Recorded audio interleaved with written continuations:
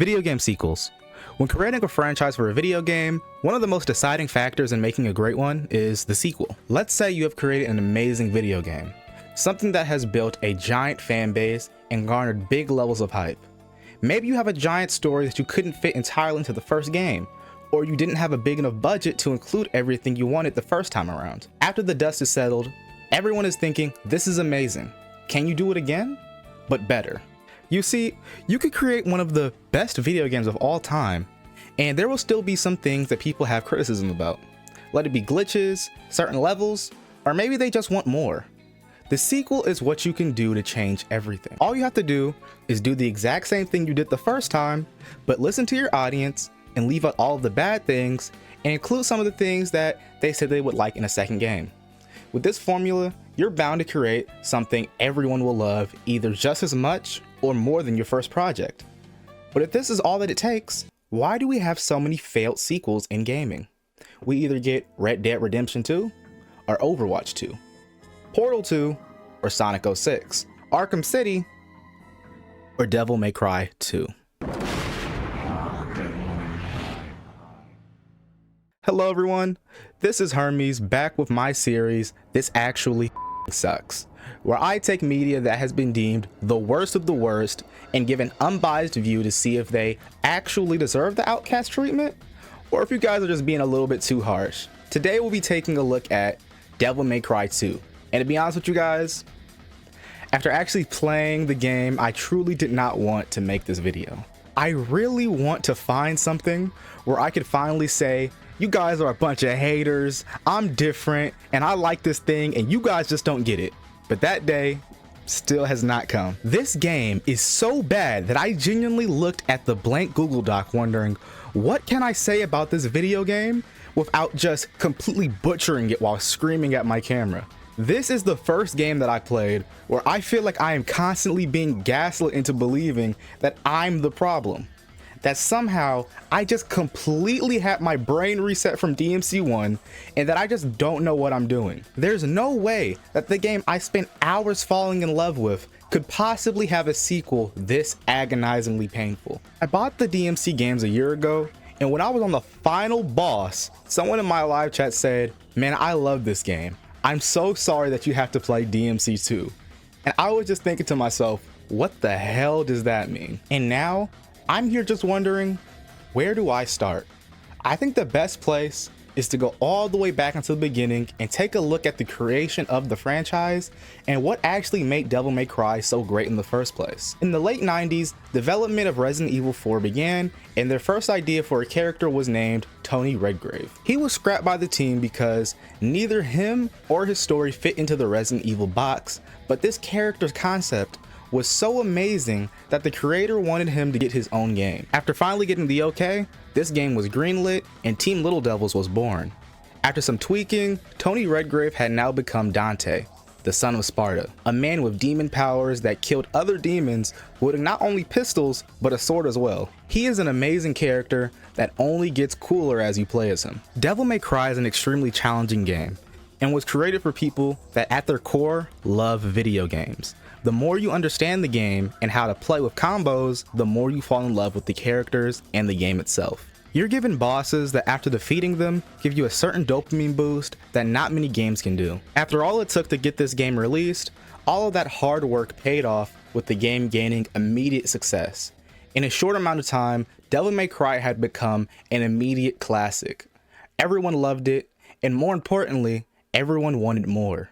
So how could a game so critically acclaimed fumble a sequel this bad where it has not only been given the title of worst sequel, but also worst game ever? Well, the answer that I've decided to fall on is to blame Capcom. I will never forgive Capcom for being the reason I had to play this game, no matter how much I've been enjoying the Ace Attorney games. You see, Capcom had the bright idea of removing the director and team from the first game and replacing them with another team that mainly focused on their arcade games. They were encouraged to make Devil May Cry 2 their own title, which, I mean, if you ask me, is the perfect decision when you just put the next game in this newly born franchise in the hands of people that are not only not the original team, but people that do not even work on these kinds of games in the first place. On top of this, Capcom believed that Devil May Cry was too silly and wanted something more mature and dark. And after rushed development and barely having a director for that time, we finally get Devil May Cry 2, a game that would haunt the franchise and all of its fans for years to come. Now, aside from the music and I guess Dante's design in the game, there's nothing else that I could really say is good about this game or anything that I can notice from my first and only playthrough. I do not care, you guys cannot make me play this shit again. Since there is so much to pick from, I guess we'll start from the game's story and work from there. Dante is working with a woman named Lucia to defeat an evil businessman named Arius. He is trying to take over the world by unleashing the demon he serves on the land. Dante fights through a small amount of mediocre bosses to finally get to Arius, fights him, beats him, but he decides to protect Lucia instead of killing Arius. This is followed by another set of bosses and we get to fight Arius again, beat him, and just when you thought this boring story was over, the portal that you thought was stopped from opening opens anyway. And Dante goes in to fight the final boss. We get a boss which is just a culmination of all the other bosses we fought in one weird looking thing. I don't know, I thought it was dumb. But after we beat it, the real boss comes out, and after we beat him, the game just kind of ends. I wish I could expound a little bit more, but no, not really, I can't. That's pretty much all there is. And I know what one of the big problems is. Another complaint from players was that they wanted to be able to play as Trish in the original game. So what did they do? They add Lucia as a playable character on a separate disc, so you have to get missions with her as well. The big issue here is that the game isn't fun enough for me to want to go and play it again after I've already beat it as Dante. Dante's perspective is really stale, and half of the time you just have no idea what's going on. And I end up just going, yeah, alright, after most cutscenes.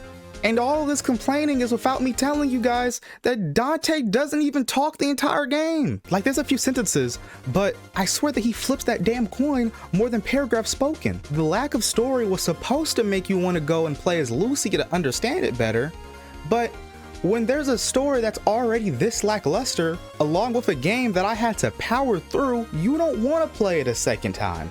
And that's why I didn't play it, and I won't be able to share that side of the story. I hope you guys understand why. Now, the storyline would be the worst part of the game if it wasn't for, well, the gameplay. Okay, now, with me, I can excuse a game that has a lackluster story if the gameplay is amazing. DMC 1 did not have the craziest storyline, but the style and gameplay was so great and unique, I called it a perfect game. I cannot say the same thing for DMC 2. To start us off, I hope you remember the beginning of the video where I said that this game was curated for people who at their core loved video games. It was a challenging experience, which I admit at sometimes pissed me off and made me take breaks, and after every boss, I cheered and loved the game even more. It feels like DMC 2 missed the mark on what it meant to be a Devil May Cry game, and to try and make it more profitable ruined it. This is one of the easiest games I have ever touched, and I feel bad about it. Something felt off in the first mission when I absolutely destroyed enemies, and I waited for a challenge that never came. It was so easy, in fact, that I gave myself a challenge that I would see how long I could go without dying. The entire game, I made it all the way through to the final boss and finally died on the second half. The hardest enemy in the game was the camera. I don't know if everyone had the same issue as me, but every time I tried to fight an enemy, it felt like they were purposely moving the camera so I couldn't see who I was attacking. And this was very apparent on the infected chopper boss fight, where I could barely even see the boss and couldn't even tell if I was hurting it or not, since the only thing I could fight it with was my pistols. Speaking of bosses, this game had to be one of the worst selections of enemies to put up against through the whole game. We have infected tanks that barely hit you, an infected chopper that you can barely see, and a giant head that comes out of a building that literally just makes me laugh because of how funny looking the face was. There's literally a boss you get to fight after you get a literal rocket launcher, and it feels almost intentional how they put you and the boss in enough distance for you to just stand still and shoot rockets. Then lasers come out that would be like the gotcha moment. This is where you have to move and get hit, but you could literally stand still and the lasers don't hit you. You could just move slightly to the left and it's just gonna go right past you. This boss sucked.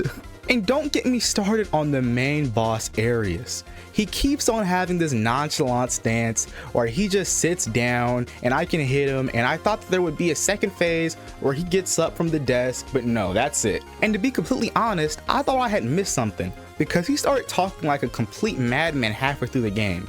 And it was honestly the highlight of the entire thing. I'll absorb his power.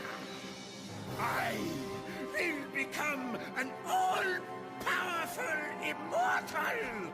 What? What's going on? The final point I want to make about this game is that I think the biggest reason why it failed was that in trying to force the game to be more mature and dark, they removed what makes Devil May Cry what it is at its core. It honestly all sums up to what I heard about what the intentions were when creating Dante. He is supposed to be the cool badass demon hunter, but they didn't have to force him to be cool. He looked cool, and when you played as him and had fun, it amplified how we felt about the character and the game. In DMC 2, we have this barely talking, coin flipping Dante, and it honestly feels like they tried way too hard. The game in the end had lost the style that it once had. I remember how cool it felt getting each weapon with its respective cutscenes in the original, just for the second game to have its boring feeling of emptiness as you go through different areas, mowing through enemies with these basic weapons. And that kind of brings me to the end. All I have to say is that this game definitely does suck, obviously. But something better to think about is if you yourself should play this game. And I mean, I understand why the fan base says you should just skip it entirely, but I always think you should go on and try it out for yourself, just so that you don't join the mob of hating on something you've never played in the first place. And for me, I think that pushing through this boring ass game is going to make playing Devil May Cry 3 feel like crack, man. And I honestly cannot wait. I will definitely be playing it on my second channel, so I'm going to shamelessly plug again and say that if you enjoy watching someone's first time playing through Devil May Cry 3, you should check me out. I appreciate everyone that watches this video. If you enjoyed, do not forget to subscribe. We are close to reaching 500 subscribers, and if you want me to make a video on anything, I take suggestions in the comments. I love you guys. Peace.